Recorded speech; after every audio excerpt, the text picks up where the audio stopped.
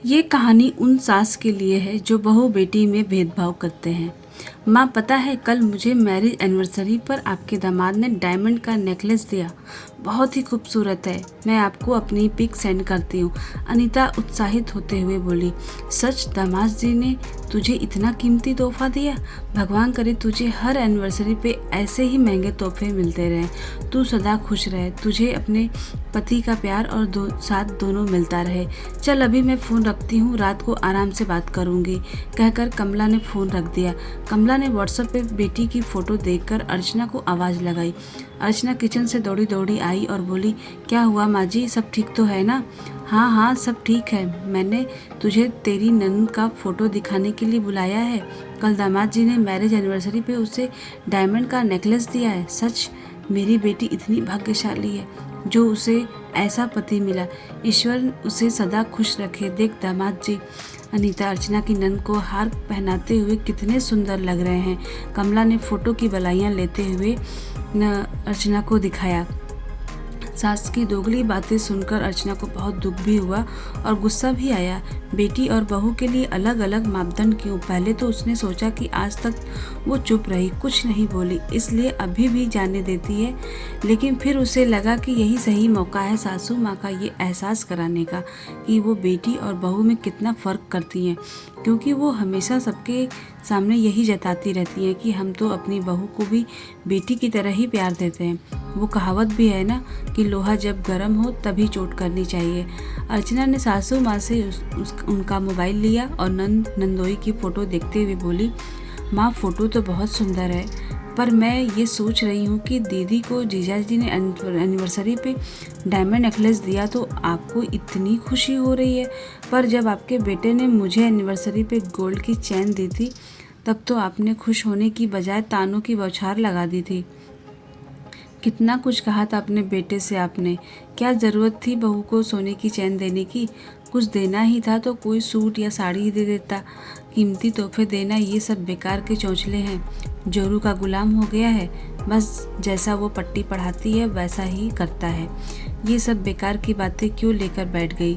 सच तो यह है कि तुझसे मेरी बेटी की खुशी देखी नहीं जाती। जलती है तू मेरी बेटी से। कमला अपनी गलती मानने की बजाय अर्चना पे ही चिल्लाने लगी। माँ, मैं किसी से नहीं जलती, बल्कि मुझे तो सबको खुश देखकर खुशी होती है। मैं तो बस आपको ये बताना चाह रही थी कि आप बेटी और बहू में कितना फ़र्क करती हैं। बेटी को खुश देखकर आप फूले नहीं समाती और बहू की खुशी आपसे देखी नहीं जाती। ऐसा क्यों करती हैं आप? तभी कमला का बेटा भी ऑफिस से आ गया। उसने अभी अपना बैग रखा ही था कि कमला शुरू हो गई। देख अमन, आजकल तेरी पत्नी को बड़े छोटे का कोई लिहाज नहीं रह गया। मेरे सामने जुबान चलाती है, इससे तेरी बहन की खुशियाँ देखी नहीं जाती। उसकी कल मैरिज एनिवर्सरी थी तो दामाद जी ने उसे डायमंड का नेकलेस दे दिया कि तेरी पत्नी के पेट में तो दर्द होने लगा। मुझे 10 बातें सुना दी।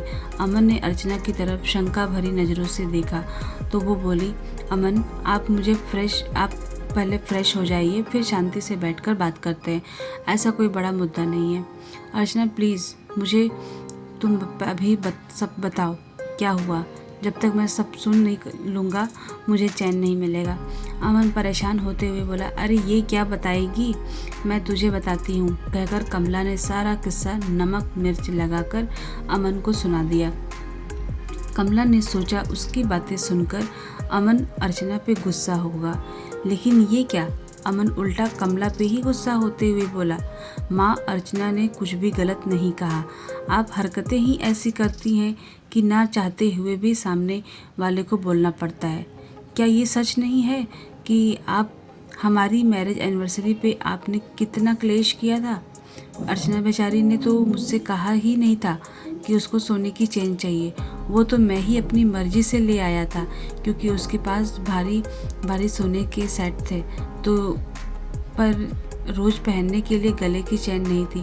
आपको तो कोई फर्क नहीं पड़ा कि बहू का गला खाली रहता है, पर मुझसे उसका सोना गला नहीं देखा जाता था, इसलिए मैं सोने की चैन ले आया। आप तो अपने सब गहने दीदी को दे देती हो, अर्चना के बारे में कभी सोचती नहीं। पति होने के नाते मुझे तो अपनी पत्नी की खुशियों का ध्यान रखना पड़ेगा ना। पापा भी तो आपको हर मैरिज एनिवर्सरी पे कोई ना कोई गहना तोहफे में देते थे, और मैंने अपनी पत्नी को कुछ दिया तो आपने मुझे जोरू का गुलाम और न जाने कितनी बातें सुना दी। माँ, यदि आप चाहती हो कि आप सब आपका सम्मान करें तो आपको अपना ये दोगलापन छोड़ना पड़ेगा, वरना फिर मैं भी कुछ नहीं कर सकता। बेटे का दो टूक जवाब सुनकर कमला को अपनी गलती का एहसास हुआ। उसने अर्चना से माफ़ी मांगी। अर्चना कमला को गले लगाते हुए बोली, माँ, मेरा मकसद आपसे माफ़ी मंगवाना नहीं था, ना ही मुझे दीदी से कोई ईर्ष्या है। मैं तो बस आपको ये समझाना चाहती थी कि आप जैसे दीदी की खुशियों में खुश होती हो, वैसे ही अपने बेटे बहू की खुशियों में भी खुश हुआ करो। इससे घर में शांति का माहौल भी रहेगा और हम सब का आपस में प्यार व सम्मान भी बना रहेगा। सही कह रही है तू बहू, अब से मैं ऐसी कोई बात नहीं करूँगी जिससे मेरे बेटे बहू का दिल दुखे। आखिर तुम दोनों ही तो मेरे अपने हो। कमला बहू बेटे को गले से लगाते हुए बोली, दोस्तों, घर के बड़ों को चाहिए कि वो अपने बच्चों में भेदभाव ना करें। इससे आपस में मनमुटाव तो होता ही है, साथ में बड़ों के सम्मान में भी कमी आती है। तो दोस्तों, आपको कहानी अच्छी लगी तो कमेंट में ज़रूर बताइएगा और लाइक शेयर सब्सक्राइब करना ज़रूर